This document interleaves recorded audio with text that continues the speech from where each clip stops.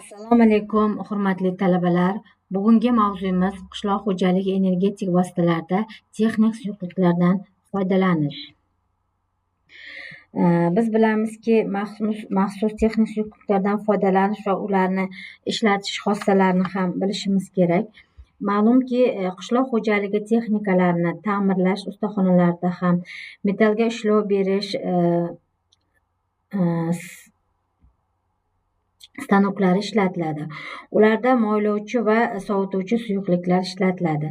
Moylovchi, sovutuvchi suyuqliklar ikkita guruhga bo'linadi.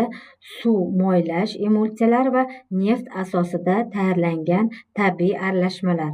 Suv moylash emulsiyalari qisqacha emulsiya deb yuritiladi, ya'ni ularning rusumlari E2B, ET2, NGL 205, SDMO2 va hokazo suyuqlik turlariga bo'linadi. Bu suyuqliklar metallarni qirqib ishlov berish va bosim ostida ishlov berish stanoklarida ishlatiladi. Ikkinchi guruhdagi sovutish moylovchi suyuqliklar esa bular sulfofrizal, LZ-SOJ 2 va texnologik xususiyatga ega bo'lgan oxirgi moy qora metallarni presslashda va shtamplashda ishlatiladigan maxsus texnik suyuqliklar ishlatiladi. Ya'ni bular moylovchi sovutuvchi suyuqliklar hisoblanadi. Bular dvigatellarni yurgizib yuborish uchun suyuqliklar.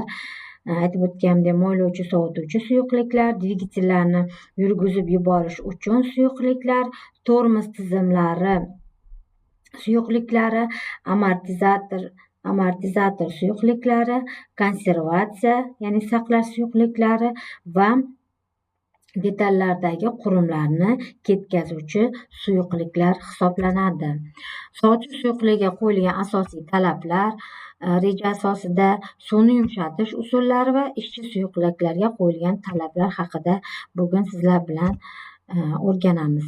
Sovutish tizimini ishonchli ishlashi ularda ishlatiladigan suyuqlikning fizik-kimyoviy xossalariga bog'liq. Bu suyuqliklar quyidagi talablar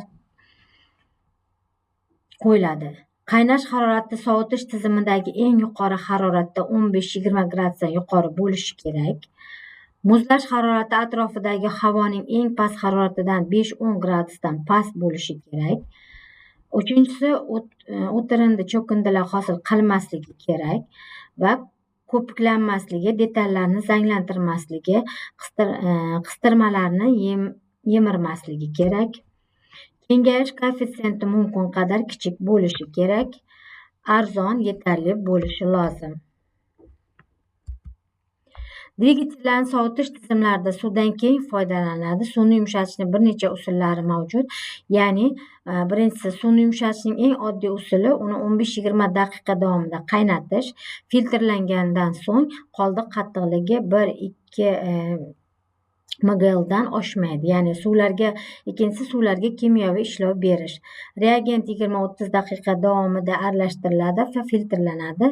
Suvni kalsiy sodasi va trinatriy fosfat ishlatiladi. Ularning harorati va ularning ekvivalentliklari quyidagicha ko'rsatib o'tilgan.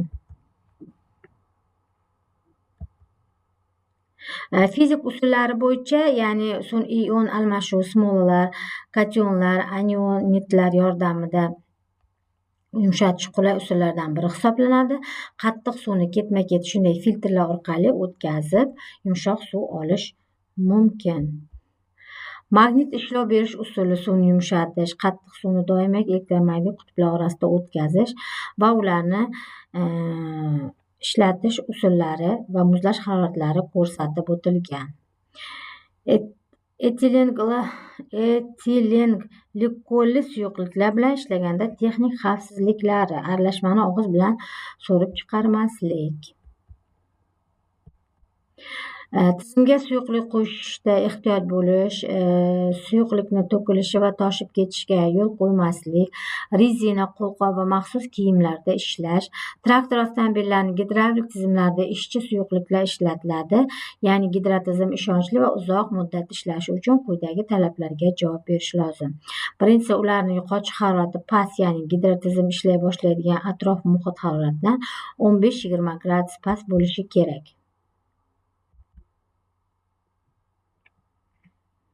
Hurmatli talabalar, esingizdan chiqmasin, ya'ni aytib o'tganimdek, maxsus texnik suyuqliklardan foydalanish va ularni ishlatish xossalari bo'yicha va suyuqliklarni necha umuman turga bo'linishi: birinchi, moylovchi sovutish suyuqligi, dvigatellarni yurgizib yuborish uchun suyuqliklar, tormoz tizimlari suyuqliklari, amortizator suyuqliklari, konservatsiya saqlash suyuqliklari va dvigatellarda qurimlarni ketkazuvchi suyuqliklar. Ishchi suyuqlikning bug'lanish harorati tizimni ish rejimidagi harorati 20-30 gradus yuqori bo'lishi zarur. Bu hozir hammasini ketma-ket aytayotganim bu suyuqliklarni ishlatishda ya'ni nimalarga e'tibor berish kerakligi haqida va ulardan qanday foydalanish haqida muhim tavsiyalar haqida aytib o'tilyapti. Ishchi suyuqlikning qovushqoqligi katta bo'lmasligi, shu bilan birga yurishi ravon bo'lishi, ishqalanuvchi detallar yeyilmasligi va nosozliklar orqali kam isrof bo'lishi uchun uning qovushqoqlik ko'rsatkichi yetarli darajada bo'lishi lozim.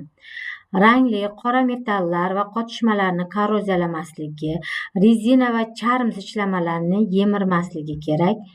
Saqlash va ishlatish jarayonlarida tarkibi o'zgarmasligi, gidrotizim kanallariga tiqilib qoladigan moddalar ajratmasligi, ya'ni kimyoviy va termik barqaror bo'lishi zarur. Gidral buyurtmalarda ish suyuqligi sifatida GTJ-22M gidrotormoz suyuqligi keng ishlatiladi. Bu suyuqliklar etilenglikollarga korroziyaga qarshi qo'shimchalar qo'shib tayyorlanadi. Neftdan olingan GTN markali gidrotormoz suyuqligining harorati xossalari: yaxshi muzlash harorati -63 gradusdan 50 gradusdagi kinematik qovushqoqligi taxminan 10 cm teng bo'lishi kerak. BSK tormoz suyuqligi teng qismlardan olingan kanakunjut moyi va izobutil spirti aralashmasidan tayyorlangan. Unga odatda qizil kamdan-kam holatda yashil bo'yovchi modda qo'shiladi. ESK tormoz suyuqligi 60% kanakunjut moyi va 40% etil spirti asosida tayyorlanadi. Qizil rang. Tormoz suyuqligi glikol va bor kislotalari tarkibida tayyorlanadi. Shu qisqacha maxsus texnik suyuqliklardan foydalanish va ularni ishlatish va qishloq xo'jaligi energetik vositalarida texnik suyuqliklardan foydalanish ko'rsatkichlari va talablari va ularni qanday yumshatish, ishchi suyuqliklarga qo'ygan talablar bo'yicha sizlarga qisqacha ma'lumot berdik. E'tiboringiz uchun rahmat.